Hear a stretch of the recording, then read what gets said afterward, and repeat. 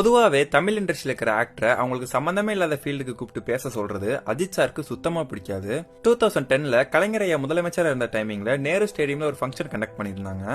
அந்த ஒரு ஃபங்க்ஷனுக்கு சினி ஃபீல்ட்ல இருக்கிற எல்லா ஆக்டர்ஸுமே வந்திருப்பாங்க, அஜித் சார் உட்பட. அஜித் சார் சினிமா ரிலேட்டடான ஃபங்க்ஷனுக்கே கலந்துக்க மாட்டாங்க. இந்த ஃபங்க்ஷன் பாலிடிக்ஸ்ல அவருக்கு சம்பந்தமே இல்லாத ஒண்ணு. அஜித் சாருக்கு ஒரு பழக்கம் இருக்கு.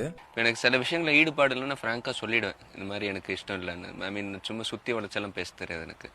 அதை இங்க செஞ்சிருப்பாங்க. சோ அவருக்கு பிடிக்காத ஃபங்க்ஷனுக்கு அவரை வற்புறுத்தி கூட்டிட்டு வந்திருப்பாங்க. சோ அந்த விஷயத்தை அவர் சிஎம் கிட்ட ஸ்ட்ரெயிட்டாவே சொல்லிருப்பாங்க. ஆனா அவர் சொன்ன எதையுமே டிவில காட்டவே இல்லை. இன்னைக்கு ஒரு பணிவான ஒரு வேண்டுகோள்,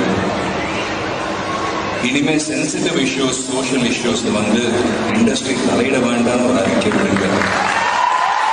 இண்டஸ்ட்ரியில பொறுப்புல இருக்கிற ஒரு சிலர் எங்களை கட்டாயப்படுத்தி வர வைக்கிறாங்க.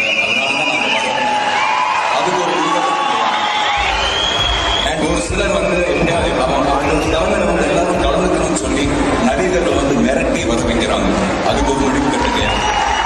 Please help industry. வேண்டாம், நமக்கு வேண்டாம், எங்களுக்கு அரசியல் வேண்டாம்.